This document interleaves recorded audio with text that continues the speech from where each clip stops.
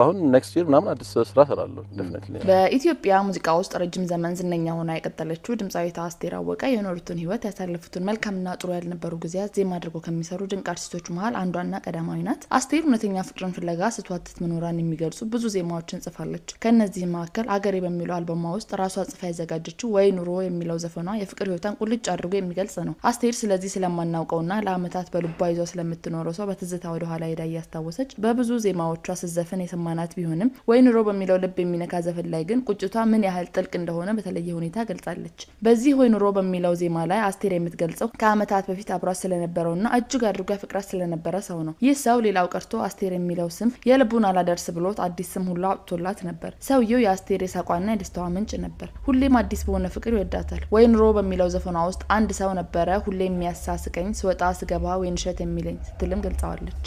ሆኖም አብሮ በነበሩበት ሰዓት ይህን መቤቴ እያለ በክብርና በፍቅር የሚንከባከባትን ወይንዬ ብሎ በቁልምጫ የሚጠራትን ሰው ለእሱ የሚገባውን ፍቅር ልትሰጠው አልቻለችም ነበር። እናም ተለያዩ። በዚህ ሁኔታ ውስጥ ሆነው አመታት አለፉ። ጊዜው እየሄደ አስቴርም ልብ እየገዛ ስትመጣ ያንን በፍጹም ፍቅርና አክብሮት ወይንዬ እያለ በአዲስ ስም የሚጠራትን ሰው መናፈቅና ዳግም ልታገኘው መመኘት ጀመረች።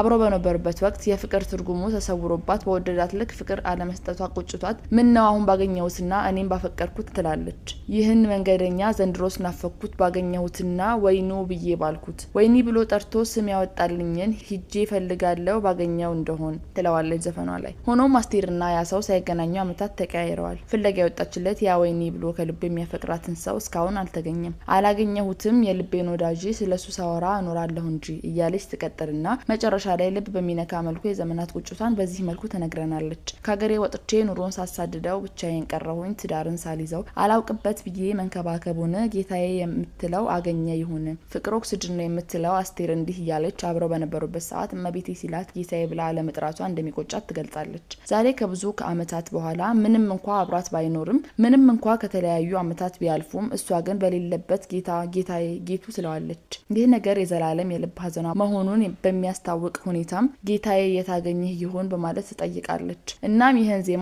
የምትዘጋው እየደጋገመች ቀረሁኝ ብቻዬን ትዳርን ሳልይዘው ብቻዬን ቀረሁኝ ትዳርን ሳልይዘው በማለት ነው። የአስቴር ፍቅር ህይወት በዝነኛው ዘፋኝ ኤፍሬም ታምሩ ላይም ስለመከሰቱ ይነገራል። ከ10 አመት በፊት በሰይፉ ሾው ላይ ቀርቦ ሰይፉ ኤፍሬምን ስለ ቀድሞ ባለቤቱ ይጠይቀዋል። በቃለ መጠይቁ ላይ ሲስቅ ሲጫወት የነበረው ኤፍሬም ልክ ይህ ጥያቄ ሲሰማ ፊቱ በቁጭት ይዳምናል። እናም በዚህ ስሜት ውስጥ ሆኖ በአንድ ወቅት አብራው ስለነበረች ባለቤቱ ይናገራል። ከባለቤቴ ጋር ከተለያየን ቆይተናል። እንጃ ባለቤቴ በጣም ጥሩ ባለቤት ነበረች። ብቻ ማንም ወንድ በህይወቱ የሚመኘውና ማግኘት የሚፈልገው አይነት ሴት ነች።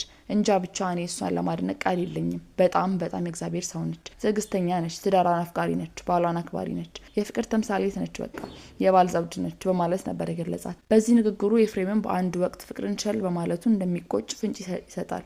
ኤፍሬም በዛ ቃለ መጠይቅ ያችን ሴት ማጣቱ የእግር እሳት ሆኖበት እንደቆየ በሚያስታውቅ መልኩ በቁጭት ስሜት በረጅሙ ተንፍሶ she was everything for me በጣም ነበር የምንወደደው፣ ግን በቃ እግዚአብሔር አመጣ፣ እግዚአብሔር ወሰደ፣ አብረን መኖር አልቻልንም፣ ተለያየን። ከዛ በኋላ እሷም ሌላ ህይወት ውስጥ ናት፣ እኔም እንግዲህ ሌላ ህይወት ውስጥ ነኝ። እናም ባሰብኳት ቁጥር እግዚአብሔር የምትፈልገው እንዲሰጣት ደስተኛ እንድትሆን እመኝላታለሁ በማለት ከአመታት በኋላ ዛሬም ኤፍሬም ለዛች የባል ዘውድ ሲል የጠራትን ሴት በማጣቱ እንደሚቆጭ ነግሮናል።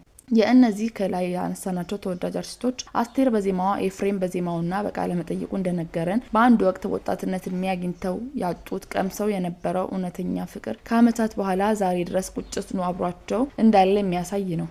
ከዚሁ ጋር ተያይዞ እነዚህ ሁለት እንቁዎች በቅርብ አዳዲስ አልበሞችን ሊለቁ ይችላሉ የሚል ያልተረጋገጡ መረጃዎች መውጣት ጀምረዋል። ከሰዎች ጋር ባለው ቁጥብ ግንኙነት ኩሩ ነው የሚባለው ኤፍሬም ታምሩ በየ4 አመቱ አልበም በማውጣት ልምዱ ይታወቃል። ከ140 በላይ ዘፈኖችን የሰራው ኤፍሬም ስፖርት ይወዳል። ብዙ ጊዜ ከቤት አይወጣም። ጭንቀት አይወድም። በዘፈኖቹ ብዙዎች ልብ ውስጥ ያለው ኤፍሬም የግል ህይወቱን በየትኛው ሙዚቃ ውስጥ እንደገለጸ ተናግሮ አያውቅም። ብዙ በመናገር የማያምን ሰው በመሆኑ ለመገናኛ ብዙሃን የሰጠው ቃለ መጠይቅ እጅግ ውስን ነው። ኤፍሬም የመጨረሻ አልበሙን ካወጣ ከ5 አመት በላይ ሆኖታል። ስለዚህም በየ4 አመቱ አልበም በማውጣት ስልቱ ከሄድን ቀጣዩ አልበም ቢበዛ በ1 አመት ጊዜ ውስጥ ሊያወጣ የሚችልበት እድል ሰፊ ነው። በኢትዮጵያ የዘመናዊ ሙዚቃ ታሪክ ውስጥ ዝናዋ ገዝፎ ድምጿም በብዙ ትውልዶች ልብ ውስጥ ነግሶ ከሚኖር ጥቂት ከዋክብት መካከል ቀዳማዊት የሆነችው አስቴር አወቀ ምናልባት በመጨረሻ አልበሟን ልትለቅ ትችላለች እየተባለ ነው። አስቴር ለሙዚቃ አፍቃሪዎች ድምጽ ብቻ አይደለችም። አስቴር የአንድ ትውልድ ስሜት መግለጫ፣ የባህል አምባሳደርና የጥበብ ጥንካሬ ማሳያ ናት። እናም በየመሃሉ ጣል የምታደርጋቸውን ነጠላ ዜማዎችና አልበሞቿን የማይናፍቅ የለም። የአስቴር የጥበብ ጉዞ የጀመረው ገና በለጋ ዕድሜዋ በአዲስ አበባ ከተማ ነው። በ1960ዎቹ አጋማሽ በሀገር ፍቅር ቲያትር ቤት ቅጥር ግቢ ውስጥ የሙዚቃ ህይወቷን ስትጀምር ያ ድንቅ ድምጽ ከኢትዮጵያ አልፎ ዓለምን እንደሚያነቡት ማንም አልገመተም ነበር። በወቅቱ በነበሩ ታዋቂ ባንዶች ውስጥ ታጅባ ስትዘፍን ልዩ የሚያደርጋት ነገር ቢኖር የድምጿ ቀለም ብቻ ሳይሆን በመድረክ ላይ የምታሳየው ድፍረትና ነጻነት ነበር። አስቴር ወደ አሜሪካ በቀናችበት ወቅት ለኢትዮጵያ ሙዚቃ አዲስ በር ከፋች ሆነች። በስደት ህይወት ውስጥ ሆና የሀገሯን ዜማ ከዓለም አቀፍ የጃዝና የፖፕ ሙዚቃ ስልቶች ጋር በማዋሃድ ወርልድ ሚውዚክ በተባለው ዘርፍ ስሟን በወርቅ ቀለም አስመዝግባለች። እንደ ካቡ ያሉት አልበሞቿ በዓለም አቀፍ ደረጃ ከፍተኛ አድናቆት ሲቸራቸው አስቴር የኢትዮጵያ የጥበብ አምባሳደር ሆና አደባባይ ወጣች። የአስቴር ሙዚቃ ልዩ መለያው ስሜትን የመግለጽ ጥበቡ ነው። ስታዜም ታስለቅሳለች፣ ድምጿ እንደ ጅረት ይፈሳል። በተለይም ግጥምና ዜማ ራሷ እየደረሰች የምታቀርባቸው ስራዎቿ ውስጥ የምናገኘው የግጥም ጥልቀትና የዜማው ቅኝት ከአስቴር ውጭ ለማንም የማይመጥን ልዩ ልብስ ይመስላል። ከረጅም የስደት ዓመታት በኋላ ወደ ሀገሯ ተመልሳ በጃን ሜዳ ያቀረበችው ታሪካዊ ኮንሰርት አስቴር በኢትዮጵያውያን ልብ ውስጥ ያላትን ቦታ ያረጋገጠ ነበር። በ10 ሺዎች የሚቆጠሩ ወጣቶች በዝናብ ውስጥ ሆነው ዘፈኖቿን አብረው ሲዘምሩ አስቴር ድንበር እና እድሜን የምታሻግር የጥበብ ድልድይ መሆኗ ታይቷል። ዛሬም ድረስ አስቴር አወቀ ለወጣት ድምጻውያን ታላቅ መምህር እና አርአያ ናት። ከግማሽ ክፍለ ዘመን በላይ በሙዚቃው ዓለም ጸንቶ መቆም የሚጠይቀውን ተግሳጽ፣ ትጋትና ጽናት በተግባር አሳይታለች።